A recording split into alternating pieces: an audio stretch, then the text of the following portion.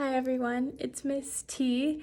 I am interning at CSU Pueblo, and due to the coronavirus, I'm unable to teach in the classroom, but me and my peers are doing the next best thing, which is videos, and today I'm going to be teaching you a lesson about tangrams, so I hope you enjoy. Alright, so the title of our lesson is called Tangram Stories, and the only thing that you need is this worksheet, which is called Tell a Story, and you need your own set of tangrams. So we need to remember that in a tangram set, it consists of 2 large triangles, a medium-sized triangle, a parallelogram, a square, and 2 small triangles. So we're going to start off on this worksheet by reading the story. The dog and the cat went to have tea with the bat. The bat gave a gift to the dog and the cat. The dog and the cat gave a gift to the bat. Okay, so now that we see all these shapes, we're going to go ahead and create our own shapes, or create these animals within our tangrams. So we're going to start off with the dog. And I understand that since these are so dark, you're going to have a hard time seeing the shapes within. So I went and created my own, so we'd have a guide along the way. So we're going to start off with the dog's head. So they use the square, and that's exactly what we're going to do. And then, as you can see, they use the small triangle to create the ear. So we're going to go ahead and put the corners touching just like how they did. Just like that. Now we're going to move to the body, and as we can see, they used the large triangle to do this. And they did touching corners right here, so we're going to do the same thing. Just like that. Okay, so now that we got the body down, the beginning of the body, we're going to work on the right leg, on the left leg. So as we can see, they used a parallelogram. So we're going to go ahead and use our parallelogram to do the same thing. And then, as you can see, they used the second largest triangle to create the rest of the body as well as the tail. So we're going to go ahead and do the same thing. Just like that. And now we are almost done, and we only need to use a small triangle to create the last leg. Just like that. And as you can see, our dog and the dog I created before are exactly alike. Alright, so now we are moving on to the cat. And we're going to start off with the cat's head. So we're going to place our square just like this. And then we're going to move to the ears. So as you can see, they use 2 small triangles to create the ears. So we're going to do the same thing. Just like that.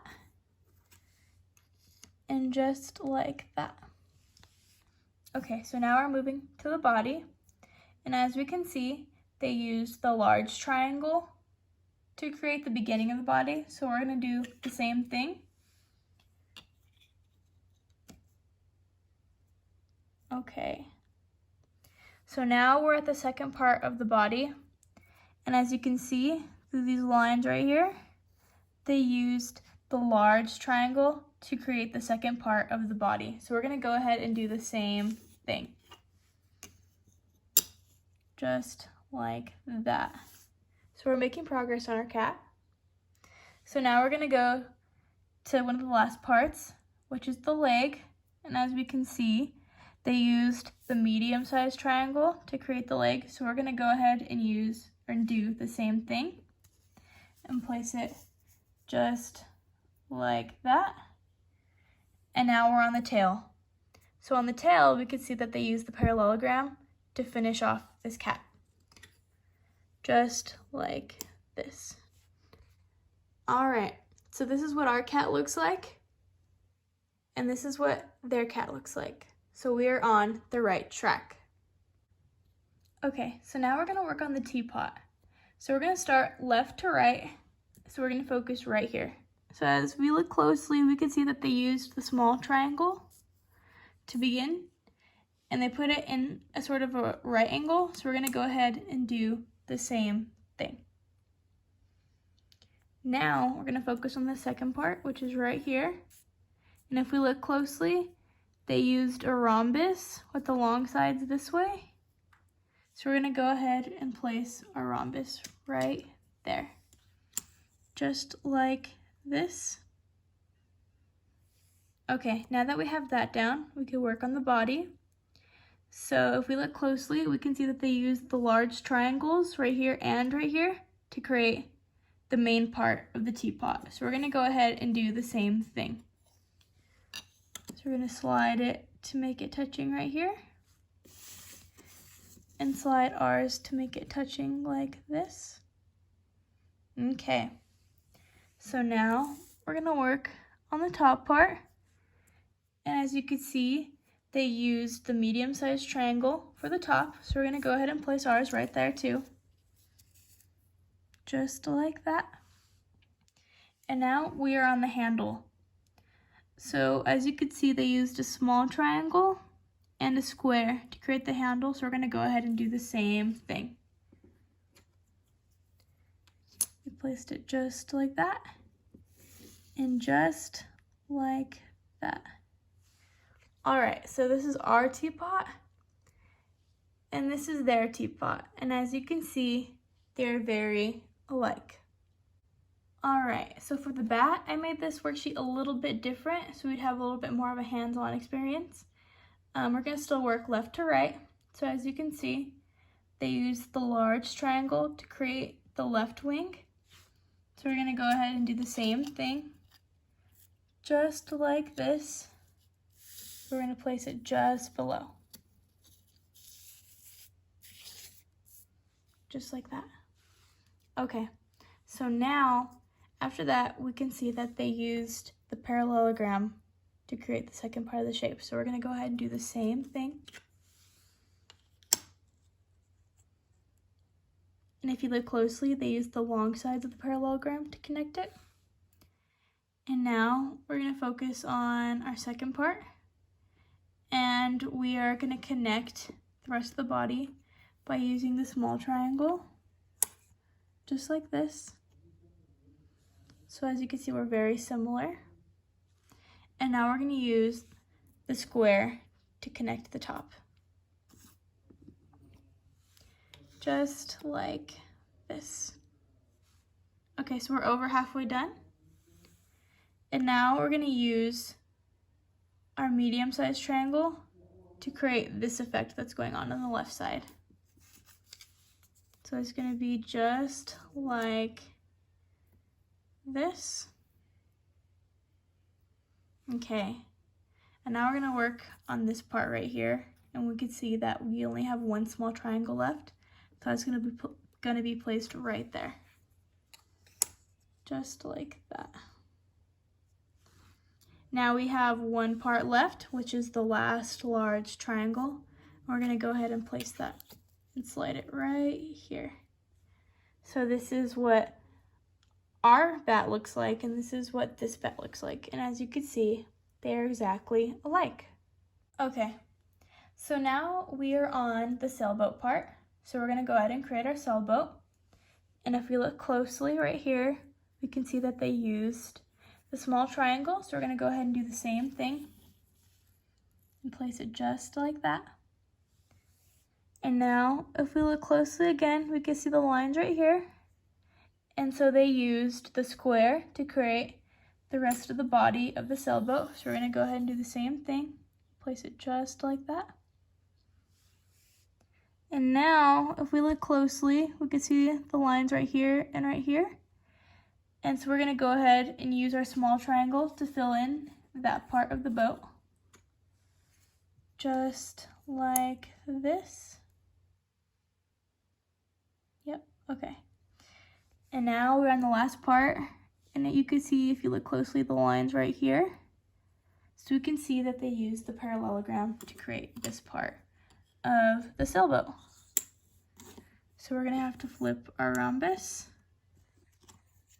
just like that and place it right there. So we have it equal on both sides. So now that we have the bottom part down, we can go ahead and work on the top. So we can see that they used a large triangle to create the sailboat effect. So we're going to go ahead and do the same thing and place it just a little bit like that.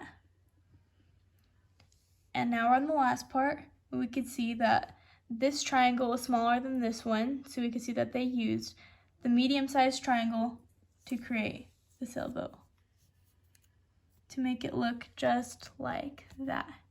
So as you can see, our sailboat and this sailboat are exactly the same. Okay, so now we're on our last shape, which is a swan.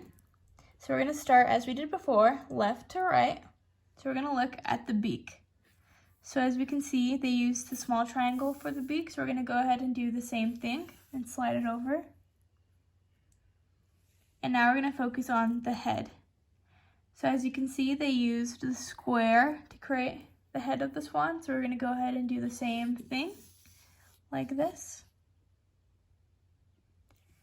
And now, after the square, they used the parallelogram, because we can see the lines right here.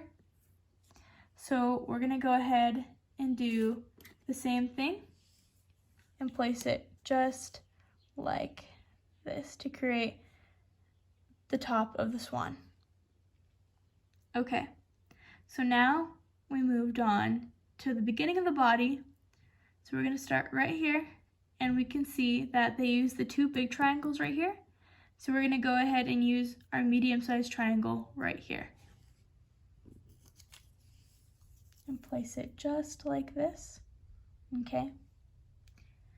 All right, and now for the body, we're going to remember and use our large triangles to create the rest of the body. Just like this. And just sliding it over like this. Okay, and now we have one piece left. So as you can see, that created the tail. So we're gonna go ahead and do the same thing by flipping this shape over and creating our tail.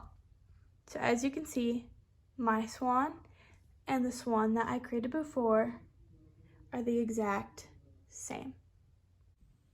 Okay, so now that we're at the end of my lesson, I hope you guys enjoyed. It's a little bit hands-on and it teaches you how to correctly use tangrams in a lesson, so I hope you guys had fun. The only math question that I want to ask you guys is, what strategies did we use in order to create our animals? And so I think that the strategy that we used that worked really well was when we created our animals left to right. So we always started off with the head usually. And I think that was really helpful, and I think that helped us in the long run.